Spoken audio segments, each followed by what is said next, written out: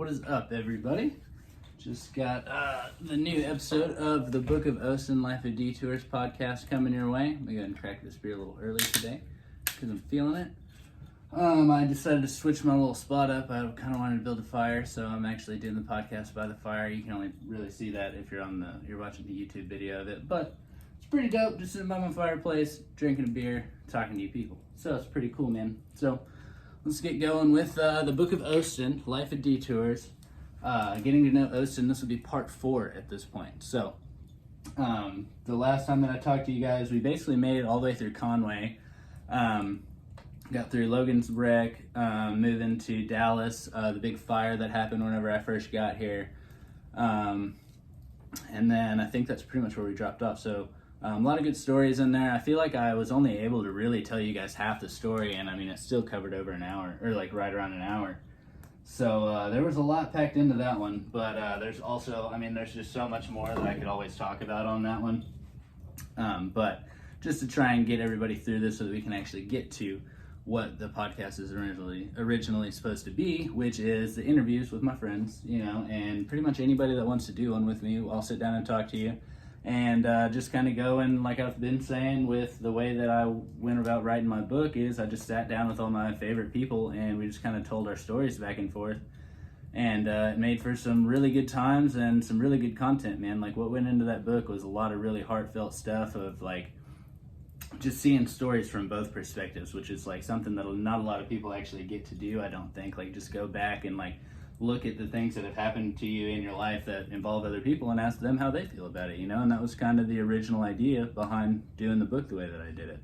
And it fucking worked out really well for me, and I think that it's going to make for some really good podcast content. So I guess you guys will be the judge of that.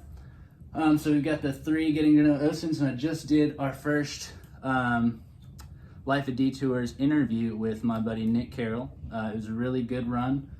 We did like an hour and a half, and it was just a really good time, man. Like we got a lot of good conversation, and if you want to know a little more, just go fucking listen to it. It's in the same spot as where you're listening to this. So there's that. Before I start, I should go ahead and say another little thank you to the Anchor app, because that's where I'm getting all my shit from. I can record my podcast on here, and within just a few minutes that shit's up on Spotify, and it's up on the Anchor app as well. I go through and I put it on YouTube, so it's available in all 3 of those places. So keep up with me, guys. If you do end up listening to it on Spotify, make sure that you follow. And same thing on Anchor, just hit that little follow button. It'll just make it a little bit easier for you to get back to it and help you keep up to date with all things that are the Book of Osten. So yeah, I guess at this point it is story time. So let's start off after I moved to Dallas, after the big fire. Yeah, I'm gonna go ahead and drink some of this beer though. Hold on. Alright, so there was a fire. Alright, there was a huge fire. Everything burnt up. No, not everything. But so me and Logan move into our new apartment. Here we find a way to get a little bit of furniture. We get like his aunt buys us a TV. We end up getting like a love seat. And then like we still had our beds and stuff like that, so we were kind of, I mean, we had everything that we needed, but it was all like really bare bones, you know, so there was that.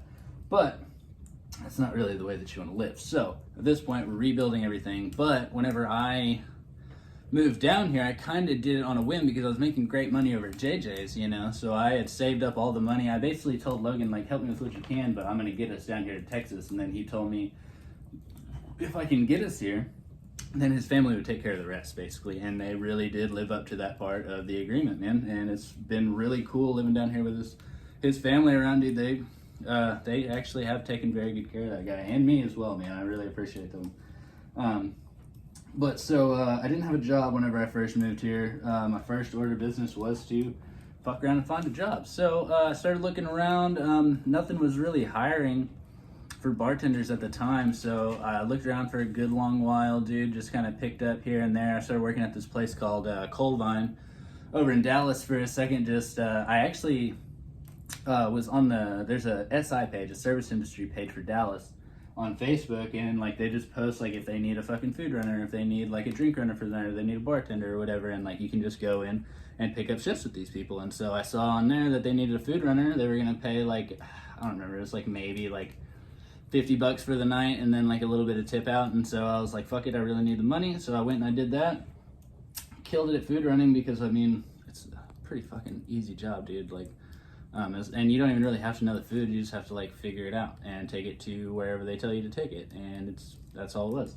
So I was doing that, and I was talking to them about how I bartend, and they were like, well, we need a couple of bartenders, so why don't you just come on back here in a little, or like in the next couple of days, and we'll get you going. And so started working there for about 2 weeks, and then I had an interview over at this place called The Rock Wood Fired Grill in Arlington. And so this is a Seattle-based company, and they had kind of just started these ones over here just to kind of fucking see if they could do it, I guess. And like, they weren't really taking care of the stores.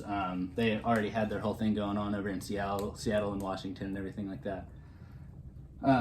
And so I walk in, it's dope, dude. There's like AC/DC stuff all over the walls. There's like old school rock playing over the speakers and everything. Everything's like rock themed. There's like flames everywhere and like iron gates and shit. It was really, really cool, dude. So I kind of fell in love with the place like straight out of the gate, and turns out it just wasn't kind of what I thought it was. I walked in and I met this guy Jordan. I think he was the kitchen manager / like AGM at the time, and I did a little quick interview with him, and he basically told me that they were looking for like a head bartender / like bar manager kind of deal, and I told him like I could totally pull that off for him. So takes me upstairs. This is the first time that I meet my buddy Jeff, who Jeff is the fucking bee's knees, bro. So that's the first time that I meet my buddy Jeff, and he basically tells me everything. He tells me about the way that like they had kind of started these up. He came from Seattle. They sent him down here to try and revive these stores that were just falling apart, and it was just beyond his capabilities, I guess. I don't know if that's the way to say it, because I don't think anybody could have saved those stores. But they got me hired on. I moved down here in August, right? I started there in sometime in like, I want to say like late October, early November. And then I started looking around for other jobs at the same time because I wasn't making a lot of money over there. And so there was this guy, Wesley, who was a friend of a friend from Conway. He was actually from Arkansas, and he told me he worked at a place called Detours down in Deep Ellum. It's a fucking Lebanese hookah bar.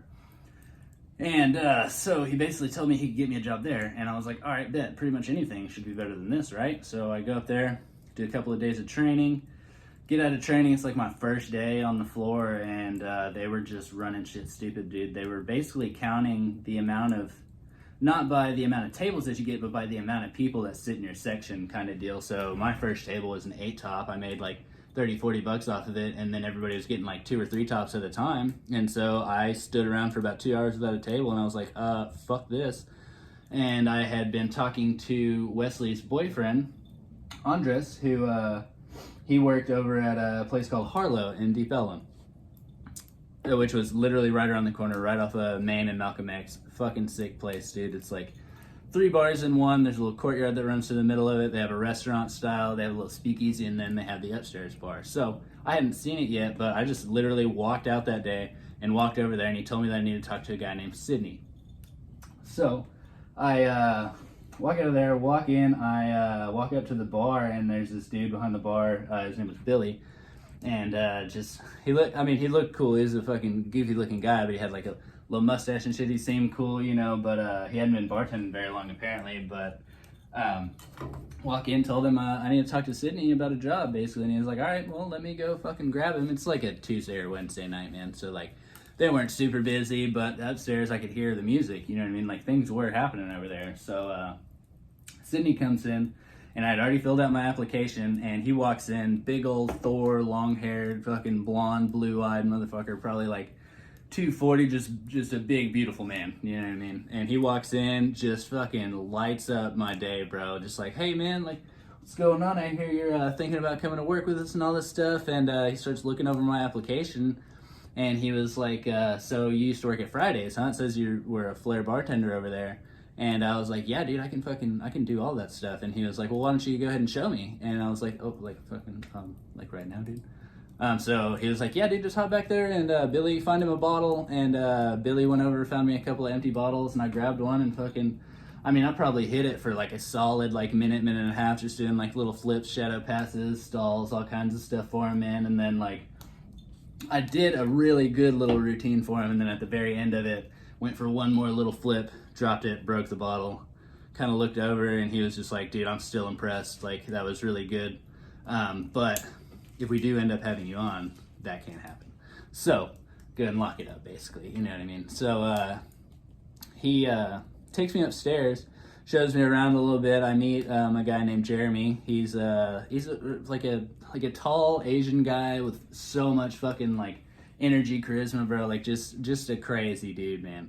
And I walk up there, and the first person I see, so Sydney comes up and like introduced me to Jeremy, and the first thing he says was like, "Hey, who's this fucking guy?" And he's like, "Yeah, we're just thinking about bringing him on after New Year's and all this stuff. Like he just came in to fill out an application. I'm just kind of feeling him out right now." And he was just like, all right, yeah, whatever. Because that rooftop was his baby. Like, he was the head bartender up there, you know? So he was kind of showing his dominance a little bit, bro. And I mean, you know, I could tell it was his.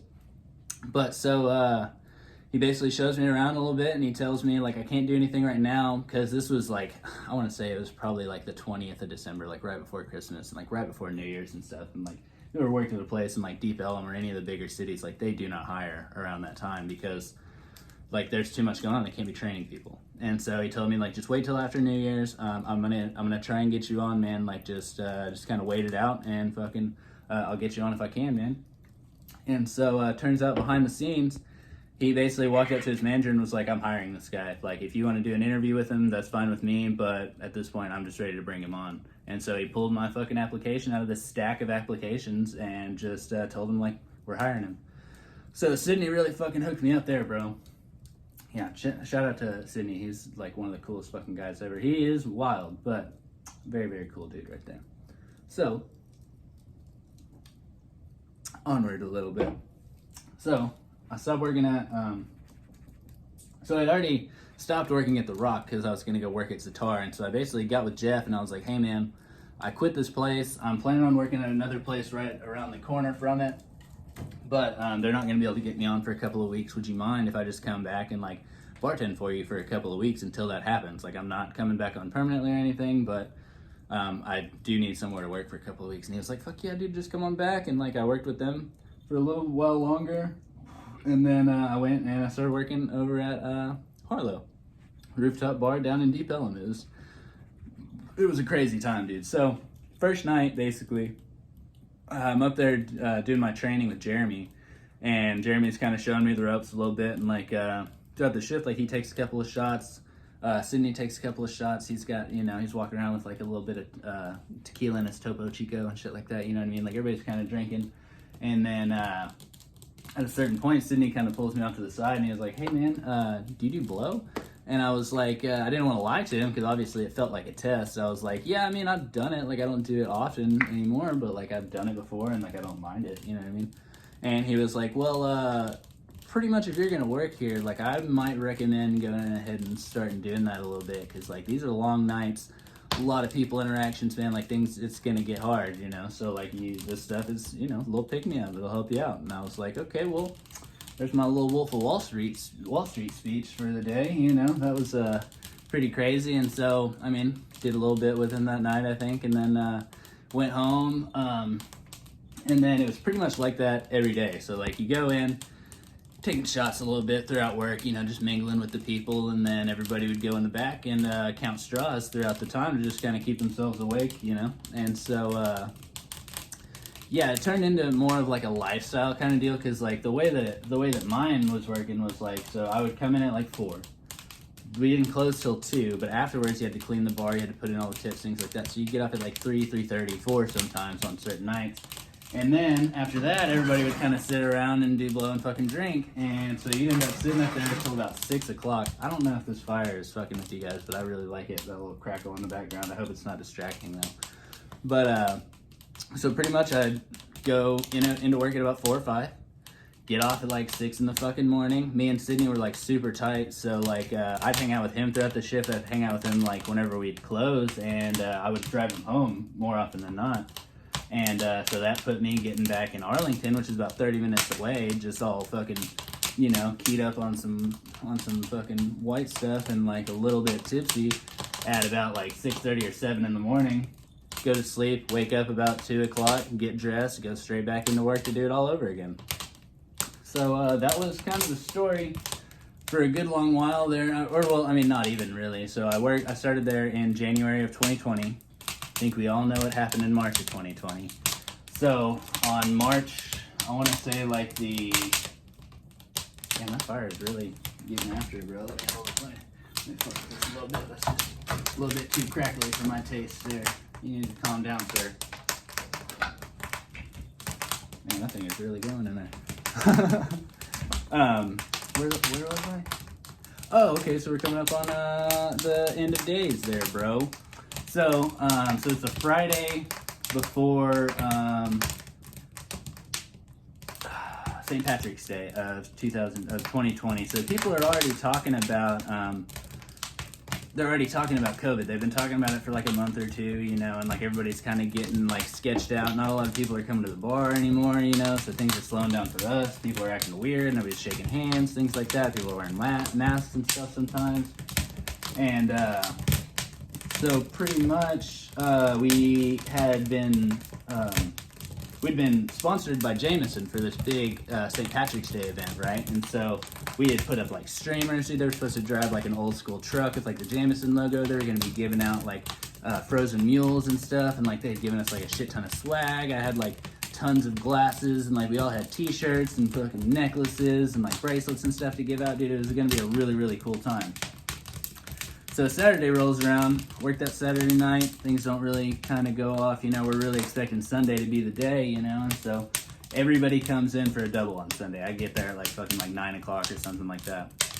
So I come in at 9, we started getting everything set up again, you know, we got more streamers, we got like big cutouts for people to take pictures with, things like that, like we got swag all over the tables, dude, like it was gonna be epic. And so we get to about like, I say like 2 or 3 o'clock, dude, and like nobody's showing up. So like we're all just kind of hanging out. We got like fucking little like face tattoos of like Jameson and stuff on. Like everybody's decked out, ready to go. And like everybody had started drinking because this was basically supposed to be a big ass party. And so by about 3 or 4, everybody's getting drunk. So nobody's really showing up. We have a couple people come through, but like, dude, it was dead. So pretty much everybody's just getting drunk for no reason. And so around like, I think it's like 6 or 7, Sydney starts like sending some people home, you know, and like the fucking barback Joe had gotten a little too drunk, fucking around, got sent home. And then so basically towards the end of the night, I end up being the only one closing on the rooftop, and everybody else has been sent home, and my barback has been sent home because he got shit-faced and was fucking around too much. And so I'm back there doing not only my cleaning duties, but everybody else's cleaning duties, including my barback. And guess who shows up at the fucking doors, screaming bloody murder, asking to be let back in, other than Joe, the fucking barback that had been sent home because he was way too drunk to be there. So that was cool. So they let him back in.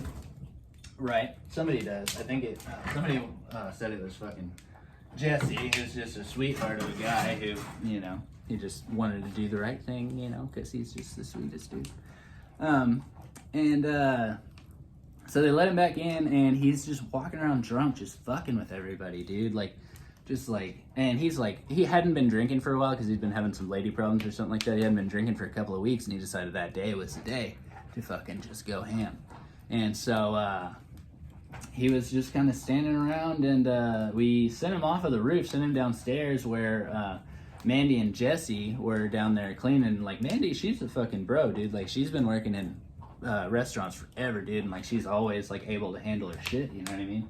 So he goes down there and he starts messing with her, like just kind of following her around, staring at her and stuff. And so she comes back upstairs and like, hey, I don't know what the fuck's going on with Joe. He's making me really uncomfortable, dude, and like I'd really just like for him to go, you know. And so not long after, and so she just comes up there and starts helping me clean, basically. And so not long after that, Joe comes up there. And we had told him, like, you can't come back here. Like, you can't come back behind the bar. You just have to fucking stand out there if you're going to be anywhere. And so he just fucking stands out there, staring through the glass at me, like, with this mean-ass look on his face because I had told him that he couldn't come back there. And so I was fucking through with it, dude. I'd been doing it all night. I was a little drunk, dude. I had a little bit of blow in me, bro. I was feeling it. And fucking this dude is standing on the other side of glass, maybe like 3 feet away from me, fucking staring into me. And I fucking walked around that glass and I said, hey, motherfucker, like, you have just shown your ass all day, dude. I'm back here doing your fucking job, and you are back here making fucking Mandy feel like shit, dude. So like, at this point, you better fucking get out of here, or at this point I'm just gonna beat your ass, dude, because I'm just over this shit. And so he basically just fucking turns around and leaves at that point, just kind of stumbles down the fucking stairs, and then he apparently goes back down through the speakeasy and stuff, gets outside, gets pissed off, fucking kicks a hole in the door and shit, and then fucking ends up leaving. Just acting a fucking fool, bro. Like, it was just absolutely ridiculous. So pretty much I ended up finishing up the duties and stuff like that, and I was pretty pissed off, so we go to leave. And we're walking back through the speakeasy, and Sydney and Mandy are with me, and we'd been upstairs, we drank a little bit just to kind of take the edge off, you know what I mean? So we're walking back through the speakeasy, and Sydney and Mandy go to lock all the doors. I'm in there by myself, and I see this bottle, and I was like, dude, you know what, fuck this, dude, I'm gonna take this bottle, I'm kind of feeling it, you know? So I grabbed this bottle off the shelf. It wasn't anything like super special, but everything back there in the speakeasy is like nice liquor, so just kind of grabbed it, stuck it in my fucking backpack. And then we walk through the speakeasy to the front, and Sydney kind of stops me, and he's like, hey man, like, I really appreciate everything that you did for us today, like, just kind of working whenever there was no one here, and then like dealing with the whole Joe situation, all that stuff, man. He's like, I really appreciate you. And he fucking goes back in there, grabs this really nice bottle of, I don't know, I feel like it was a Japanese whiskey or something like that. It still had like 3/4 of it in there. And he goes to hand it to me, and I fucking open up my backpack, go to stick it in there, and the fucking bottle that I had stuffed in my bag fucking falls out. And yeah, so that looked real fucking bad, and he just kind of like looked at me and was like, fucking really, bro? And he was like, I get it, but like, not only are you screwing over the company, but you kind of are screwing me over with that, you know what I mean? Like, it's not, I don't care that you're like dissing the company based on that, but you weren't thinking about the fact that you're dissing me too. And I was like, ah, fuck, you know, you're right, you know, and shit. And so they didn't really get mad at me. They just made me put it back, and I didn't get either one of the bottles, which kind of sucked because that one did look really fucking good.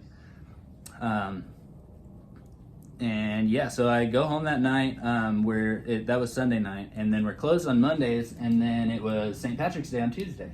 I think it was. That sounds roughly correct to me, something like that. And we get a message on Monday, and they said, hey, they're doing this mandate. We have to close down for the next 2 weeks.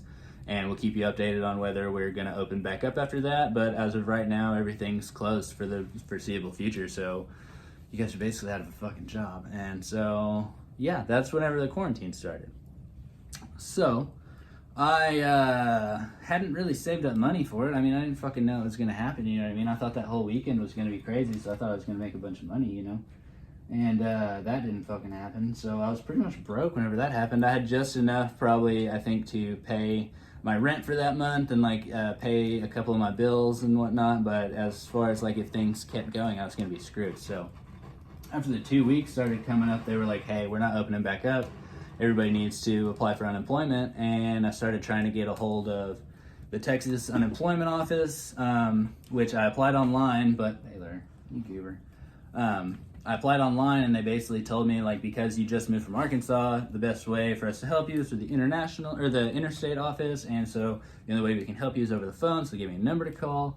Called them fucking millions of times, dude. I'm talking like, I called them, I'd be on hold for like 30, 45 minutes, and it would just hang up. And so I did that, like, I think there was one day where I did it like 30 times in a day, where I just called, waited, hoped somebody would pick up, hung up, called it right back again, just basically left my phone on the ring, just waiting for somebody to fucking answer the phone, dude. I'd wake up, because I basically thought, like, if I wake up before everybody, immediately call whenever they open, you know, I should be able to get through to somebody, and that didn't fucking work. So I woke up at like 9 for like 2 weeks trying to get through to these people, and after a couple of weeks, I finally got through to somebody.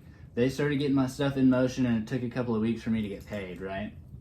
And so the government had instituted the $600 stimulus on top of everybody's unemployment, because everything was shut down, no one was able to work. So they were like, we're just gonna hook you up, I guess, you know? And so whenever I finally got through, so I kind of got screwed over, but it also kind of worked out for me in the beginning because I applied like immediately after, like the 20-something of March or whatever, and then a couple of weeks later I just put in another application because I was like, they're not fucking listening, so like maybe if I throw in another one they'll see it and they'll get me all set up, you know? And that didn't work because they basically told me we can't give you back pay because of the date on your new application is newer than, we don't even have the old application, they get deleted, so the only date that we have is this new application.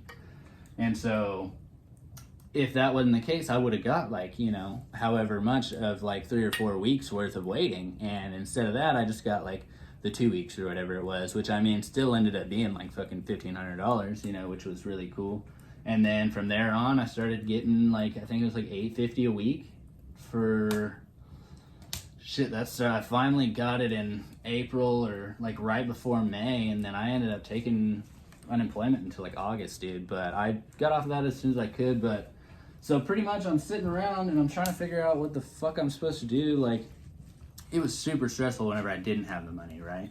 And then once I started getting the unemployment, I was like, okay, well, this is fine, you know what I mean? But like, what the fuck do I do now? So I was sitting around and like I had been talking about this book for a long time, and I talked to Kristen about it, and we had started dating at this point. I actually need to go back and talk about that a little bit, but I think I might kind of leave that more on the personal side, you know, but I'll talk about it a little bit as we go through. But maybe at a certain point I'll do an interview with Kristen on here or something, but we'll just leave that kind of private for right now. But at this point, I'd already fallen in love with Kristen, you know what I mean? And whenever quarantine happened, she was living with her parents, and she worked at a place that was deemed a, what's it called? A fucking, an essential business. So she worked at a supplement store, but they also sold groceries, so they got themselves classified as a grocery store so that they could stay open during the quarantine.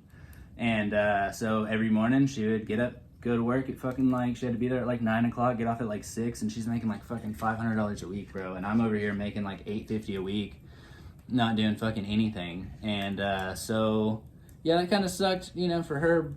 But I mean, she had something to do, I guess. She didn't really like it. But so she's working with her, or she lives with her grandparents at the time. So I basically tell her like she didn't feel right about going home after seeing all these people during a fucking pandemic. So I told her, why don't you just move in with me for the time being? We'll see how it feels, you know what I mean? And then, you know, you don't have to go see your grandparents every day after seeing all these people. And so she started staying at the house, and things just kind of worked out. And so she ended up just staying after that. And to get back to the actual story there, I was talking to her about it, and I was like, dude, I don't know what the hell I'm supposed to do, dude. Like, I cannot just sit here, dude. Like, this is driving me absolutely insane. Like I just have so much anxiety about, like, whenever things stop, you know what I mean? Or, like, with the things that are going on in the world, you know what I mean? And, like, I'm sitting here thinking about, like, basically my whole life because I'm just sitting on the fucking couch, you know? And so she was like, why don't you just write that book that you've been talking about, you know? And I'd already told her the whole rundown and everything. She was like, well, why don't you just do that? Just fucking start writing this book. And so I was like, you know what? You're fucking right, actually. So I sat down, and I think it was like at the beginning of May, I kind of took a look at my notes over it and stuff like that. And within 2 weeks, I was off doing my interviews with people. Like, I drove to Arkansas, and I started doing interviews with all my sisters, and like it ended up being really good, man. I'm actually gonna go grab the book here in a second, but we are coming up on the 30-minute mark because I think it'll kind of help me tell you guys more of the story, because it was a fucking wild time, dude, just driving around in the middle of a fucking pandemic doing interviews with people.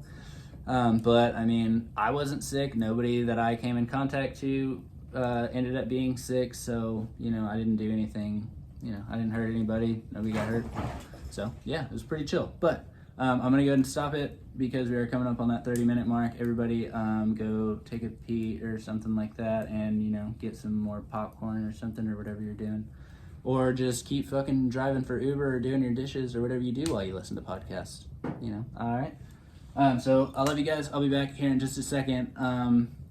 So cool. All right, bye. Alright, well, that was good. Let's keep going. I'm gonna drink a little bit more of this beer. These ones are weird. I don't know why it takes me so much longer to drink these than it does the fucking cans. I guess it's the top. It just doesn't come out as easy, but it's all good. fuck is my backpack? There it is.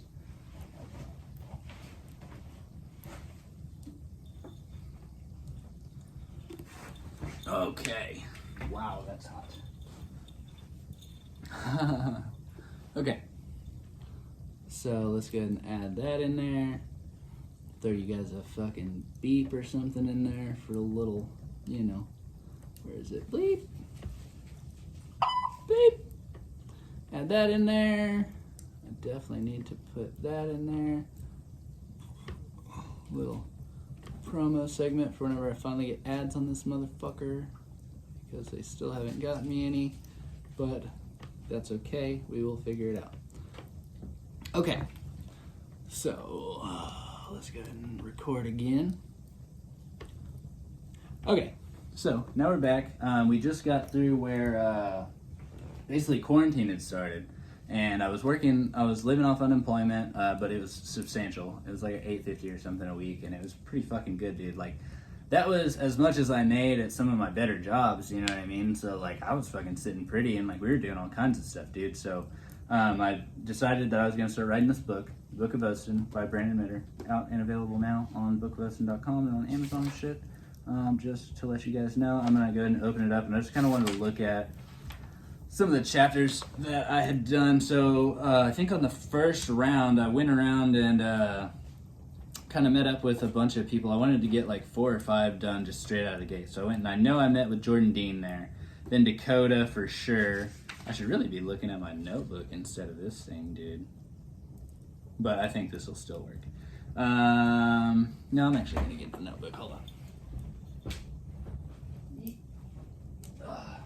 So this notebook right here is the notebook that I used the entire time that I was writing this book. And it has a bunch of shit on it. And actually, right before I started this thing, I got this fortune cookie here that said, you'll be traveling and coming into a fortune. So I fucking stuck that bitch right on the front of my notebook there, which I thought was pretty fortuitous, you know, pretty dope there. And on the inside here, it says my personal perspective poetry, because I had started writing like a little bit of poetry here and there, just kind of like thoughts, you know what I mean? Like, it didn't even really rhyme most of the time and shit, but it was just kind of had like a flow to it, you know? And so my buddy Kevin basically told me, like, that's what it was. Like, it is poetry, but it's not any kind of a structure. It's your own personal perspective poetry. And so I fucking dig that. So that's what I call it now. But so I got a couple in here. I actually wrote one right after quarantine started. I also wrote one about Kristen right there. This one's called Work, Drugs, and People. This one, okay, so The Fog, that one was the one that I wrote about quarantine. All these are available on my website if you want to go read these, but The Fog was the one that I wrote about the coronavirus, basically. Like, it's fucking springtime, you know what I mean? It's all sunny and everything, but it just feels wrong, you know? Like, nobody's out, everybody's quiet, you know, nobody knows what the fuck they're doing, and like, everything's just kind of shut down, stopped. And so that was just really fucking weird for me, dude. So, alright. So, okay, yeah. So I actually put dates on this shit. Look at me. So Jordan Dean was, he's the first chapter of the book, I think, actually, isn't he? So I did his interview on the 9th, so 5/9 of 20. So I did his, and then right after that, I went and I saw, my buddy Heath was there, so that's 5/11 of 2020. 2 days later, I went ahead and did his, and then, where are we at? I did my buddy Kevin on the 13th, so that's what I did. I drove to Mina, then I drove to Conway, and then I drove back through here. So I did him, and then Kevin, and then I did my buddy Jared while I was there. That's 5/17 of 2020. This was like a week-long trip, dude. It was fucking nuts. That fire is getting super hot, dude. I gotta move some of this shit. Oh, god damn, everybody just chill out, bro. That is just too much. See? Everybody wants to do a fucking podcast by the fire, and then it gets way too hot, and you can't even fucking sit by it, dude. That's just not okay. Honestly, I did just throw too much wood in there, so yeah, that's kind of on me, bro. That's why I'm so fucking sweaty, bro.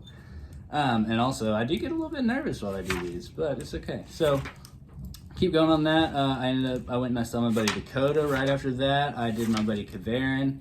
And from there on, so like I just kept going back and forth. I went and saw my Nanny D and Papa Jerry up in Missouri. That was on 6/27 of 2020. So that was after we went on the trip to Colorado for my birthday, which was super duper dope. So basically, me, Kristen, Logan, and my buddy Kevin. Kevin drives down there from Conway, brings his fucking new car, and we all load up. We drive over to Colorado Springs first, stay a couple of days there.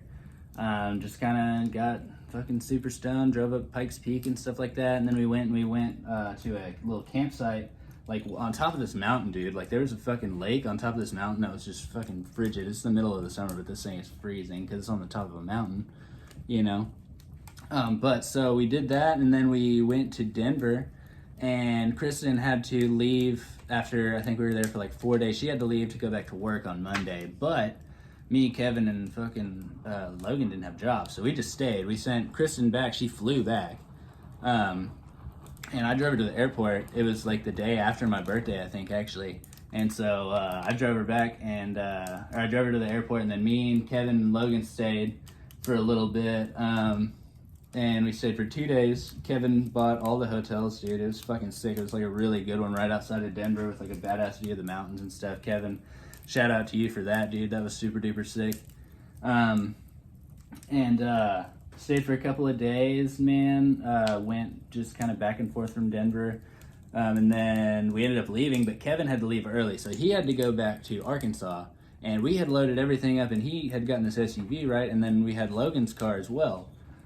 And so whenever we went to leave, all we had was Logan's car. So we had all the stuff that we had loaded up in both an SUV and this fucking this car, and we had to pack it all into Logan's car, and we had Baylor with us, my puppy dog.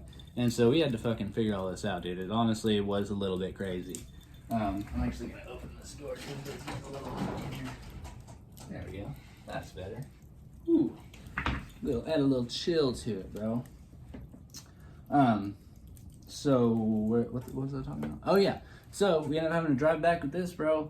And I mean, obviously we had bought some weed and shit while we were up there, so we're driving back. We were taking a couple of dabs in the car and stuff, but the car is so packed with things. Like I'm literally the only room that I have is my seat, and there's shit in my floorboard. Baylor has like a little carved out area in the back seat. Everything's packed up to the ceiling and all the way up to the windows. Like if you roll down that back window, everything's gonna fall out. And Logan fucking takes the driver's seat. I asked him to fucking let me drive, and he was kind of a dick about it, but you know, it's whatever. So we're driving back, and we're taking dabs on the way back, and we get back to fucking Texas finally, and we get pulled over like immediately after taking a dab. I'm high as shit in the seat, and yeah, the cop didn't say anything because I guess he couldn't smell the dabs or whatever, and like he asked us to roll down the back window, and we're like, sorry bro, we can't. And he kind of looked in and saw the whole situation. Was like, he was probably just like, I'm not even gonna fuck with it. And so we ended up making it back. It was a super chill time, dude. And then right after that, I immediately went back out on my interviews. But at this point, after I did the interviews, within the next couple of weeks, I wanted to write these chapters. So I did my interviews. I had already written like 4 of the chapters, went on my birthday trip, went and did a couple more interviews, wrote those chapters. And then at that point, I had most of the chapters written, but I had decided, like I had tried to write this whole thing as one big book. Like I wanted to go from childhood all the way through Dallas, bro. And once I started getting into it, I was like, dude, that's just not going to happen. So I kind of broke it down into, I wanted to do the book from from being born, obviously, until I left for Conway. And so that's what the first book is. So it ended up just getting tied up in a nice little bow there, dude. And I finished that book around, I think I finished it in late November of 2020. Got everything published in December, which actually took a lot because fucking publishers apparently don't work during the holidays because they can fucking do whatever they want. So did that. Got everything published. I had been selling t-shirts and stuff kind of throughout, you know, and right before I got everything published, I went and I did a little party in Conway talking about, like, I finished my book and all this stuff, and it was a really good time, dude. Sold some t-shirts there, and, like, basically, the t-shirts basically helped me pay for the publishing and all these trips that I was going on because my unemployment had run out in, like, August, so I went back to work, and I was working over at Boomer Jacks. And so I was working a couple of days here and there over there, making fairly good money, you know, it was pretty chill. And then that was just kind of paying my bills, but it wasn't paying for book stuff. So I had started selling these t-shirts, and like, dude, I mean, I think I sold right around like 100, like a little bit over 100 of the t-shirts, dude. And then like, now I had some hats, I had masks for a little bit, dude. And like, everybody was really, really fucking cool, man. All my fucking people came together and really helped me write this book, dude. And like, I even had, like, I forgot to mention at the beginning, I had started a GoFundMe, and like, I had a bunch of people go on there, and like, I think I ended up getting like $600 or $700 just from people donating for me to write this book, man. Like, all of the support, like, there was nobody telling me like, don't go for it. Like, everybody was like, this is what you need to do, like, fucking do it. And if you're gonna do it, go for it full.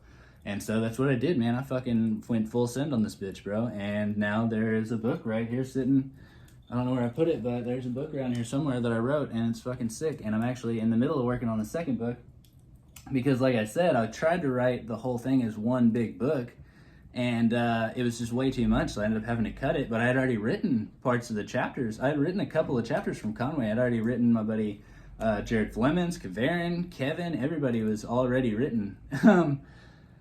So yeah, I already have like half of that book written, and now at this point I've actually decided to break it up into 3 books. So there's that too. Yeah, pretty much that was like the story of like quarantine and everything. That was pretty crazy, dude. Yeah, whenever I have like Logan and everybody on, they'll help me remember more. But so that comes into everything was still kind of weird, you know, with quarantine and stuff. Like, whenever I went back to work, we were still wearing masks whenever Boomer Jacks finally opened and stuff. And like, the reason I got that job was because my buddy Jeff, he was the guy that hired me over at The Rock, if you remember. He got me a job at Boomer Jacks. He was supposed to be taking over the general manager spot, and some weird shit happened there. I'm not exactly sure what all to say about that, but so that was happening. He got me the job there, and basically just helped me. Like, they gave me the flexibility to not only write my books and stuff, and also make the money enough to pay my bills and shit. So that was a really good opportunity for me, and Jeff really fucking hooked it up, bro.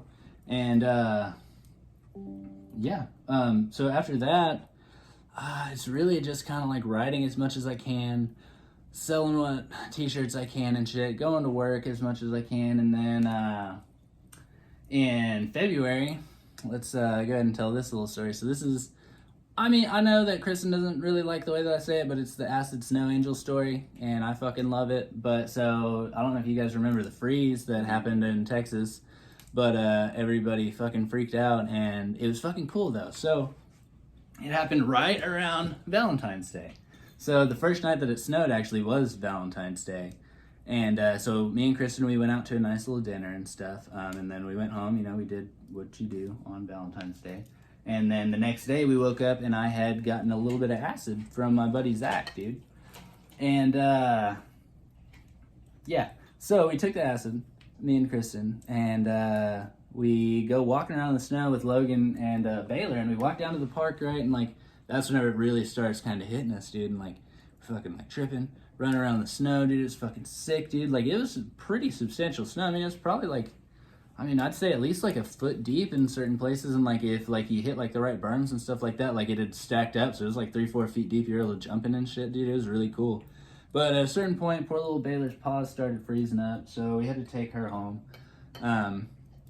And so we go back to the house and we're sitting around, and like, I'm tripping, Kristen's tripping, Logan gets hungry, and he's like, hey, do you guys want to go fucking get some food? And we're like, yeah, but where can we walk to that's going to be open, you know what I mean? He's like, no, that's all good, I'll fucking drive. We're like, okay, like, if you want to, bro, it doesn't sound like a good idea or anything, but, you know, we'll fucking hop in the back and go with you, right? So we get right around the fucking corner from the house, and some dickhead fucking comes too hot around this corner, backs, like, hit the back end of his car, comes around ever so slowly and hits the front of Logan's car. Me and Kristen are sitting in the back, everybody gets out of the car, he's talking to this fucking, like, it's like a really, like, it's a tall black dude with dreads, and like, he says he doesn't have his insurance, he doesn't have a license, or he doesn't have his license on him, and he tells us that his name is John Smith.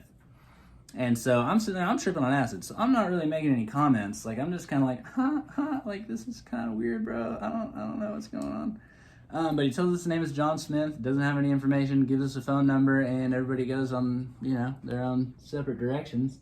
Logan tries to call that number later, and it doesn't fucking work out. Yeah, so John Smith doesn't fucking exist, obviously. And I don't think I've ever met a black dude with the name John Smith. I mean, if you're out there and you're a black dude named John Smith, like, I'm sorry, you can fucking email me or whatever and tell me that I'm totally wrong on this. But whenever he said that, I was like, this is kind of weird, bro.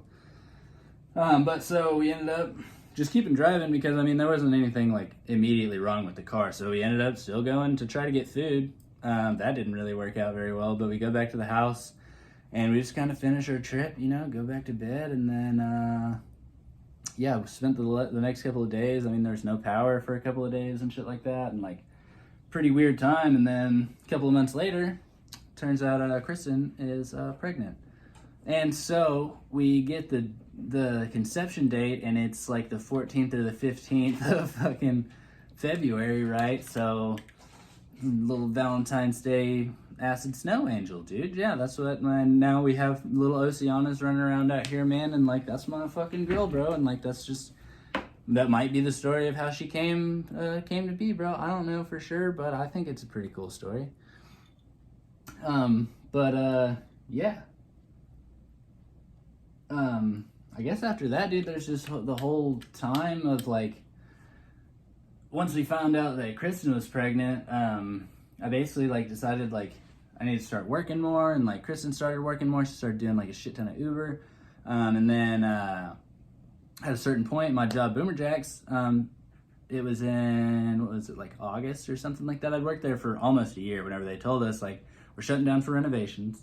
It's going to be like 4 weeks, right? Everybody, like they told us on a Wednesday and they were closing on a Sunday. So they were like, hey, everybody needs to find another place to work basically, and we'll help you find other Boomerjacks to work at or whatever, you know what I mean? But on Sunday, you basically don't have a job.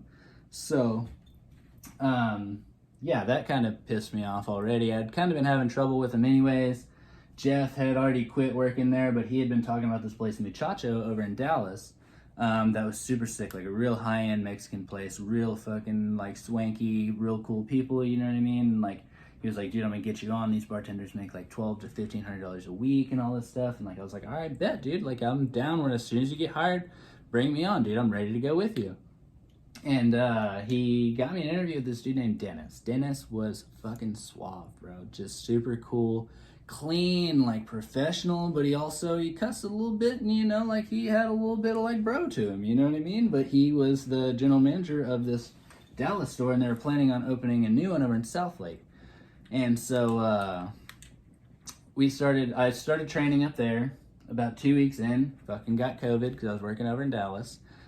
Kristen gets COVID, we quarantined for 2 weeks, and then I go back to work, but at that point the South Lake one was opening, so I go back to work and everybody's getting COVID, dude. And so I come back on, I have at that point I feel like I'm, you know, you have your immunity, you build up your antibodies and shit like that. So I go back, everything's straight.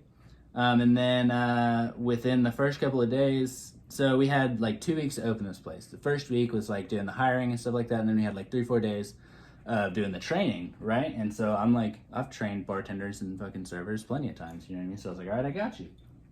And I'd been working with the bar manager who was supposed to be the bar manager of the new South Lake location.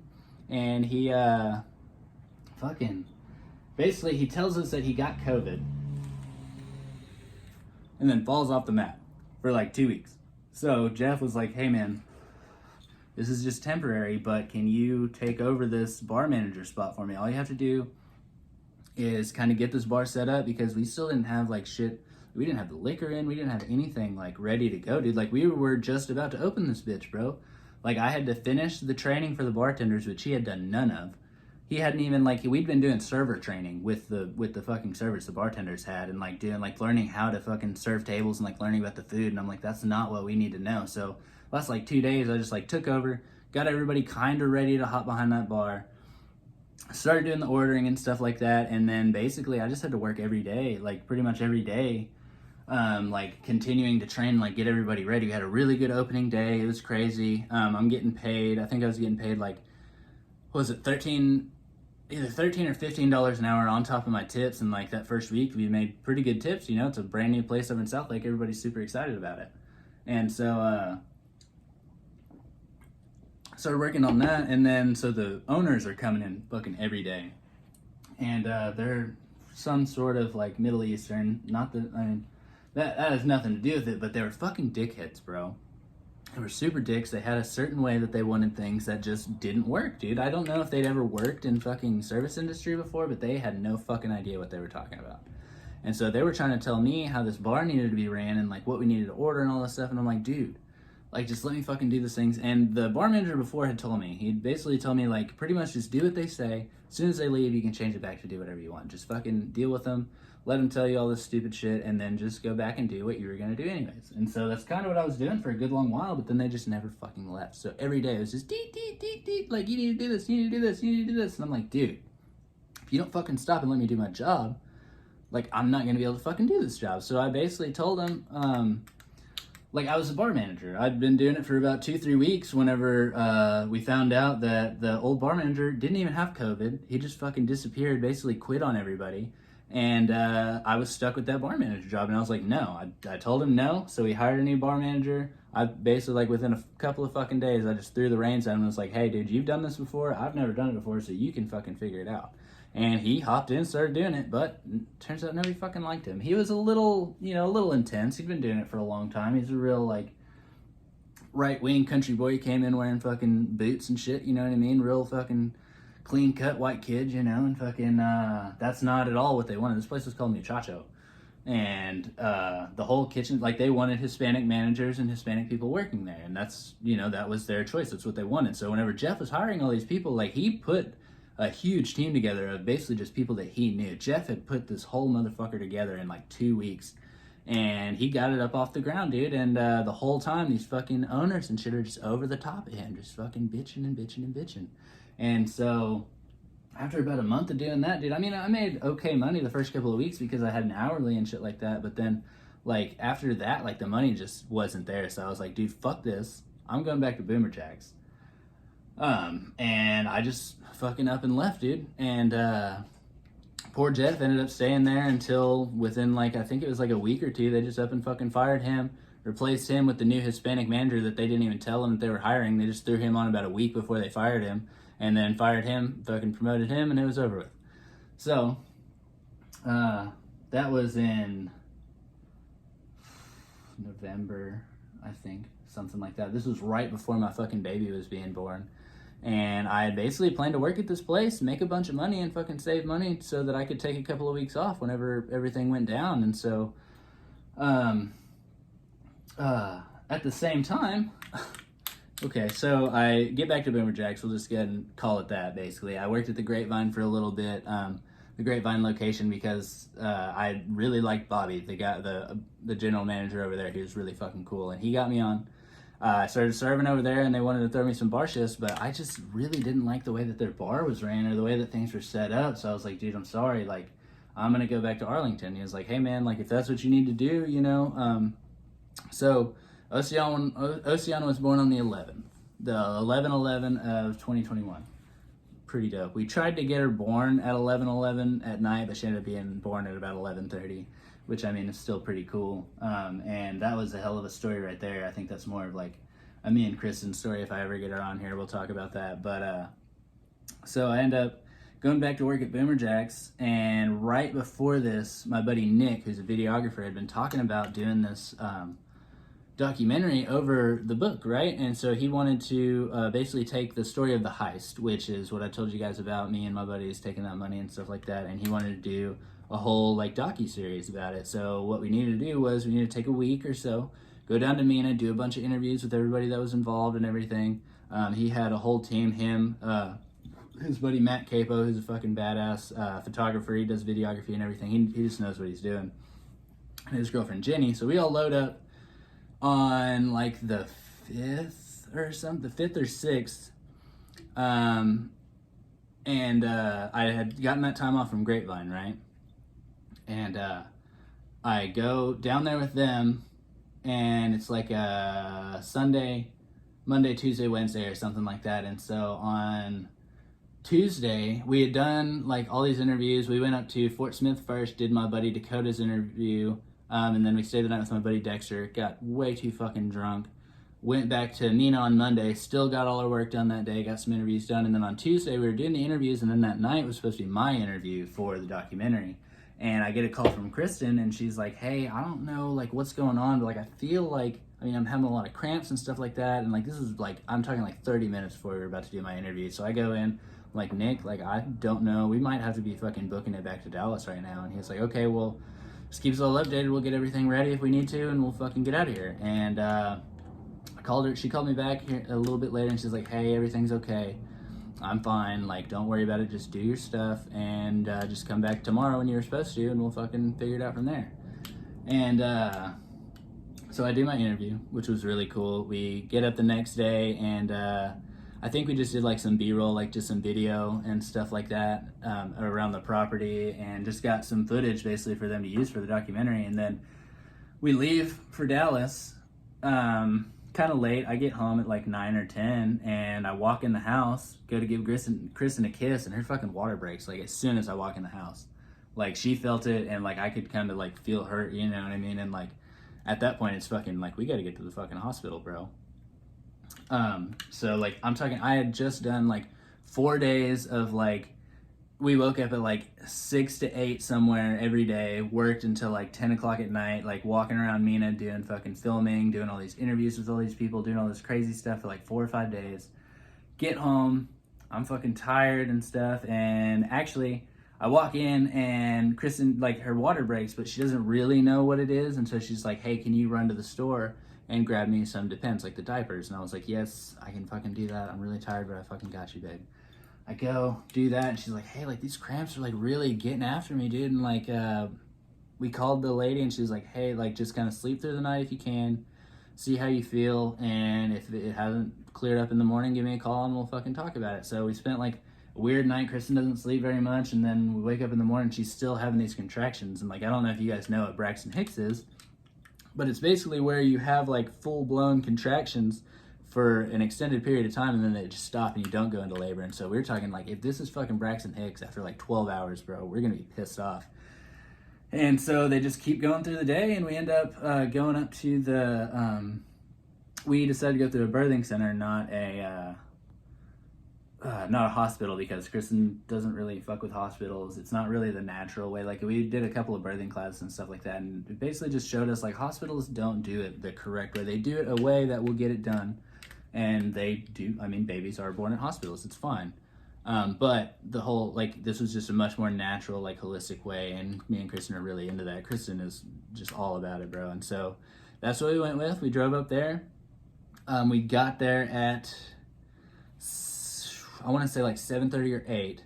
At that point, she was already at like a 4, I think is what she said, dilation. And so at that point, that's like, okay, we're in like full-blown labor. Like, you have only a couple more hours. Like, you have to get to like an 8 or 9 or something like that to actually have the baby. So we were already like halfway there.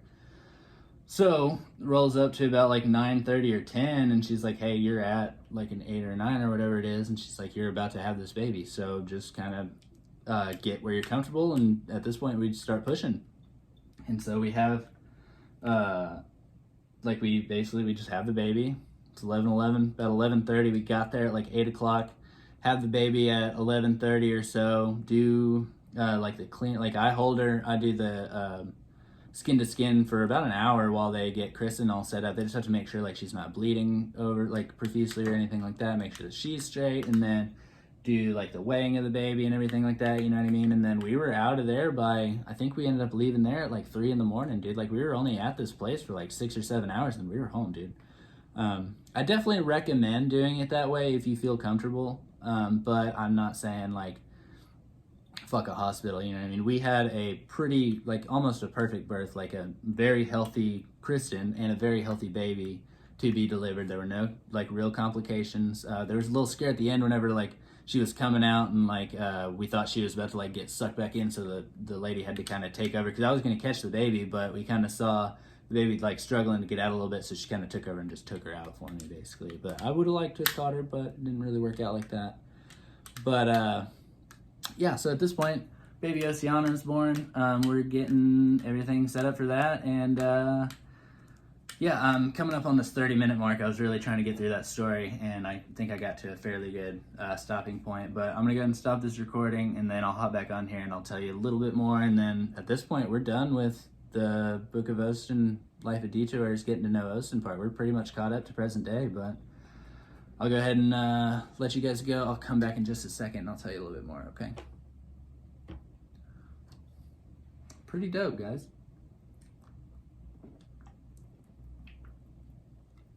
It's funny because when I do these, I kind of forget what I've already talked about, but I know I'm talking about it through a certain time period. So I know that I've told most of the stories, but there's no way I could tell every story. That's the same way it was with my book, I guess, but let me go ahead and start this other. Let me go ahead and throw in another beep there. Oh wait, I should probably throw in the actual recording. It's still processing, but we can still add it in. Get that on there, throw in a little beep beep. Well, actually, what is this? I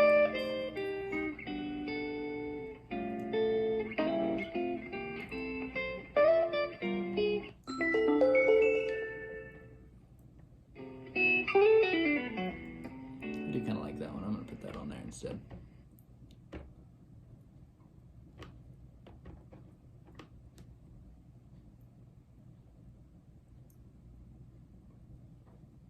Come on, move on down.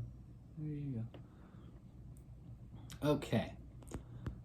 So, looking pretty good. Let's go ahead and move on from there. Okay. Let's go ahead and finish her up.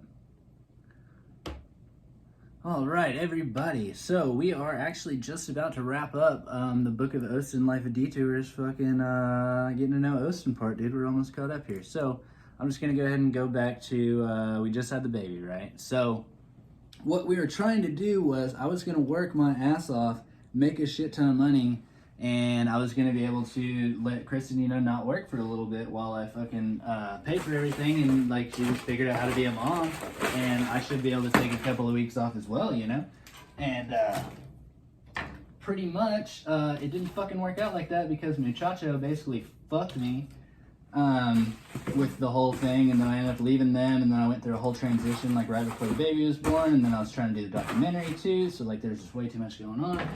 But Kristen's responsible ass, she had been the whole time, she had been doing Uber. She started working at Muchacho there for a little bit, making a little bit of money here and there. It wasn't anything crazy, but she had decided that she was going to take out a personal loan to kind of pay for the in-between, so she was going to apply for, we were going to pay off her credit cards, pay off her car. We were looking at like a $15,000 loan, but we ended up kind of shaving it down, figuring out what we could and couldn't afford and stuff like that. And so we ended up going for this $5,000 loan.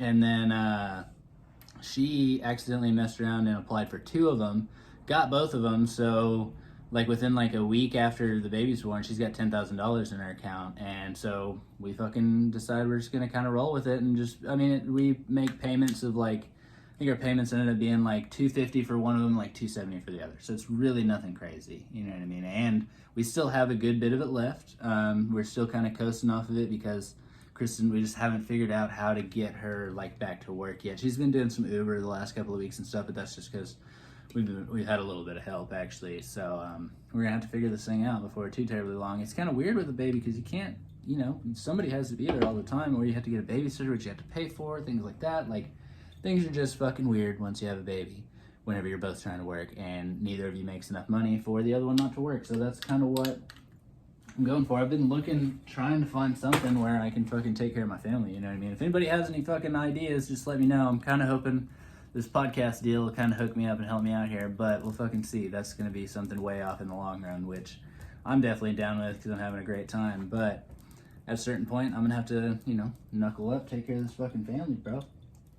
But so, we end up getting that money. I come back, like I said, I came back from the trip, doing the documentary, and then we had the baby, and then I just kind of like fuck off for like 2 weeks. I basically I called in the day that we were going to have the baby, and I tried to call into the Grapevine location, and there's the bar manager over there. I don't particularly like him. He's kind of, I don't know, I want to say aggressive, but also kind of like shady. So I tried to call in, and he was like basically like, called in, talked to the host, and she's like, hey, he's not taking calls right now. And I was like, well, this is pretty fucking important. She's like, well, he doesn't want to talk to anybody. And I was like, all right, well, why don't you just fucking tell him that I'm about to have a baby and I'm not coming in. And so after that, I was like, you know, fuck them. And I just stayed gone for, I think I ended up staying gone for about 2 weeks straight before I called anybody. And then I went to the Arlington location, which is where I worked before. And I started talking to them. The whole place was rebuilt. They'd kind of gotten through some of their stuff, you know, like trying to restaff and everything like that. So I was like, all right, bet. I'm just going to go back there, hop back behind my bar that I know how to fucking work. And things are going to be peachy from there, dude. Right? So that's kind of where I'm at as far as work goes. But before that, whenever I was working at Muchacho, I had met a couple of people from this liquor sales company. The RNDC is what they're called, Republic National Distribution Company, and they're a bunch of fucking idiots. I'm just gonna go ahead and tell you that. But so, I talked to this girl, Tori. She got me an interview to be the liquor sales rep for a spot over in Deep Ellum, right? And so went through the interview. They fucking loved me. They were like, hey, we're gonna offer you the job. We're just waiting on your background check to come in. And I was supposed to start on, right after I got back from my trip, but the background check didn't come through in time. So they were like, hey, we'll get you started on like December 12th or something like that. And so after the background check didn't come through, I was like, hey, like, I'm fairly certain that this is falling off my record. I went ahead and told her that, but there's a slight chance that there is an underage DUI on my record from over 5 years ago. So it shouldn't be on there, but if it is that gonna hurt my chances? And she called me right after that and she's like, hey, if that's on your record, there's no way we can move forward. And I hope you have good luck in your future endeavors, and basically just told me to go fuck myself. And so I get my fucking background check back and it's not even on there. So I basically screwed myself out of that fucking job. It was gonna be like $50,000 a year with benefits and like stuff like that. So it was gonna be a pretty fucking chill spot, but I kind of screwed myself out of it, I guess. But at this point, I don't even want to fucking work for these people, dude, because I had also gotten the number of the vice president of sales, and I emailed him and I was like, hey man, like, this is the situation.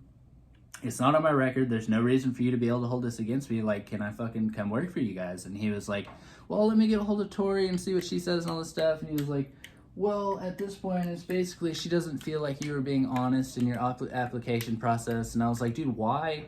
If something isn't supposed to be on my record, there's no reason for me to have to divulge that. Like, why are you still holding this against me? And he was like, well, it's not my decision and all this. And I was like, dude, you're a fucking pussy and a piece of shit, and Tori can go fuck herself. So, yeah, that's basically where I ended that. And they actually did kind of the same thing to Jeff. Jeff he wanted to start the same job, went to an interview over in Dallas, drove like 30, 45 minutes over there, sat down with him for like an hour, and then they were like, oh man, we fucking love you. We'd love to have you on, but we don't have any positions available. And he was like, then why the fuck did you have me drive all the way over here, do this interview, and then you basically tell me that this is gonna fucking go nowhere? So that company, I don't know what the fuck is going on with them. I really kind of hope they just crumple and somebody takes their spot, because they sound like a bunch of fucking idiots to me. But I'm also biased. They kind of screwed me, but I also kind of screwed myself. I don't know how. Let me know. I don't fucking know. But, so, there was that. And then I kind of looked at a couple of other things. There was a job working for AAA that Jeff's cousin or his nephew had gotten, and he was supposed to like put in a good word for me, and I don't know that he ever did or whatever the fuck. But at this point, I started my podcast. I fucking love doing it, man. I'd really like to continue to do this, and I'd like to be able to get to a point where I can start making a little bit of money from it, just so that I can do it more often and kind of support my family at the same time. Well, also, I mean, I work at Boomerjacks. You know, I work 3-4 days a week. I make enough money to pay my bills and stuff, but I want to get to where, you know, things are different. Like, I'm able to actually take care of my family and stuff off of, like, my art and, like, my book and, like, all this stuff, you know. And, like, I have a lot of things going on. I still have all my t-shirts and everything available on my website, you know what I mean? I have my book. It's still up for sale. I have this fucking podcast going that should, at a certain point, I might be able to get a couple of ads on it or whatever. And I guess there is a way for me to do, like, monthly subscriptions for it, but I don't really know if I like that, you know what I mean? But so there are some things coming up. There's some plans in the works and stuff, but I just don't know what the future holds for me, man. I think this is going to be a big part of it, and I'm very excited about it. And if you're listening to this right now, man, I fucking really appreciate you guys. And if you were part of that group that like bought my book and fucking was there and like bought the t-shirts and like was just everybody that told me to just fucking go for it, dude. Like I really, really appreciate it, man. Like that, I couldn't have done it without any of that, dude. Like it was all support, all love from the very start, dude. And it's one of the best things I've ever done, and I'm pretty happy, honestly, man. Like I don't make a lot of money. I don't really I have a nice house and stuff like that. I have a fucking beautiful baby. I have a beautiful girlfriend, you know, and like I have the best friends in the world, dude. Like I have everything that I need, man. I just don't have money. So who fucking needs it, I guess, if that's how it's gonna be, you know. But at this point, I'm just kind of rambling on, but this is the end of the fucking getting to know Osten part, so I think I should probably just give you guys a little bit of fuck around, you know what I mean? So I'm gonna go ahead and finish this beer, and I'm gonna just talk to you guys for a little bit. Yeah, so, actually I have no idea what the fuck I'm gonna talk about, so I'm just gonna finish this beer on camera here. I'll go ahead and chug this bitch real quick. How the fuck did I only drank like half this beer.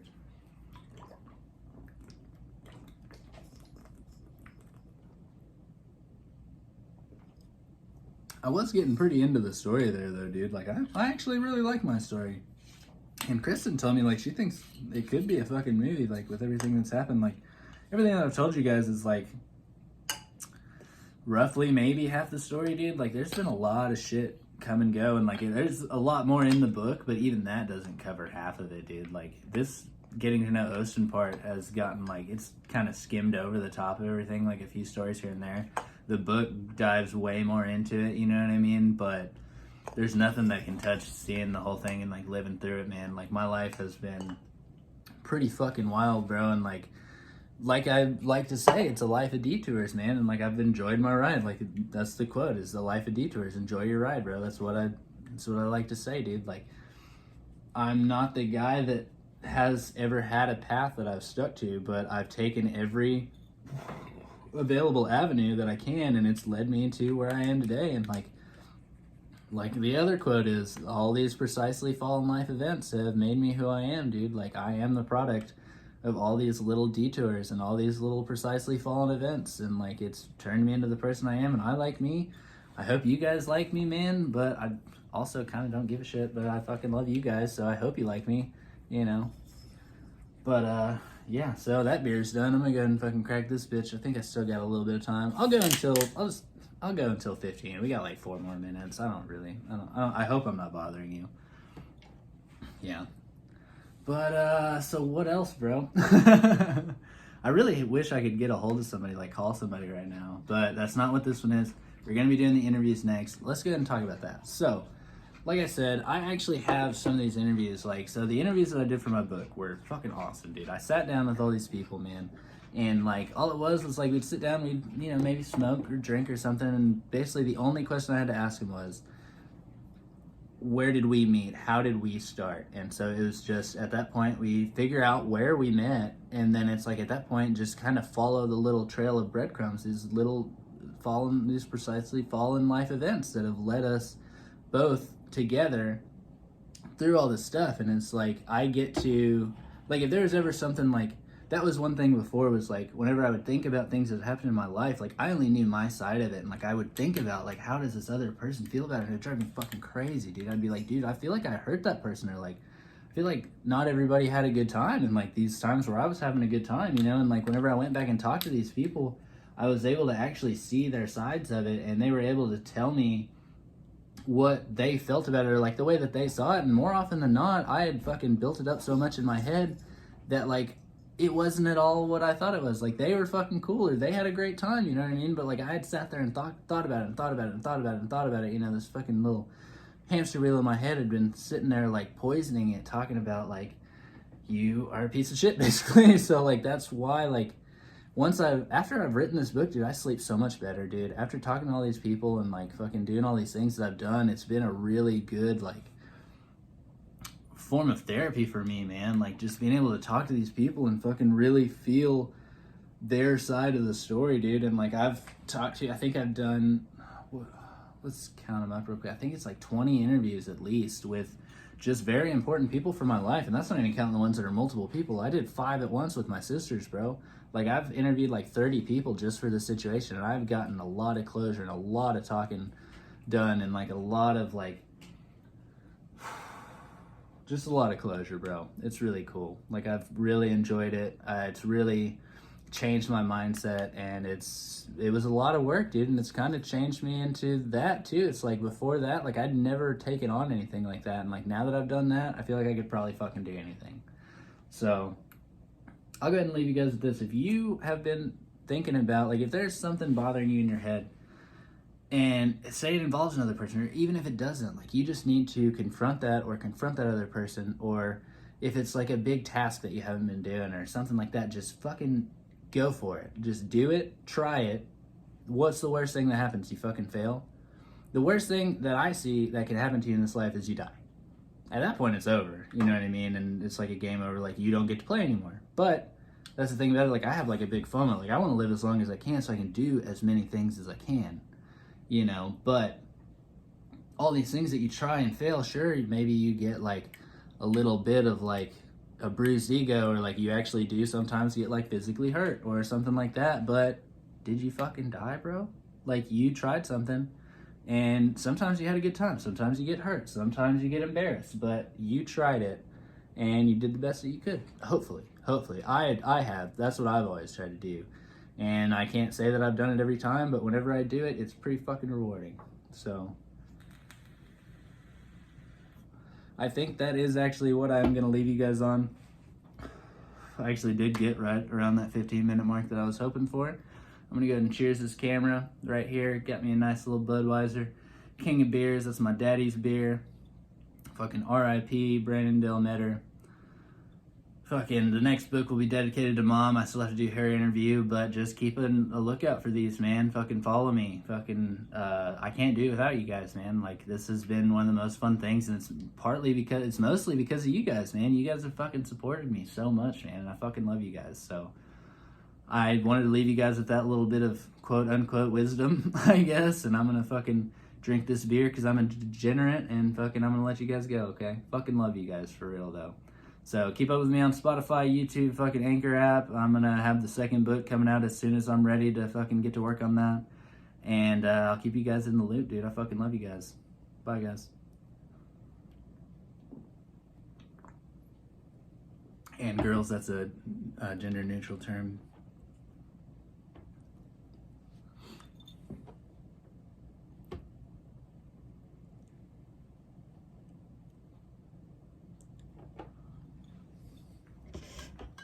Peace.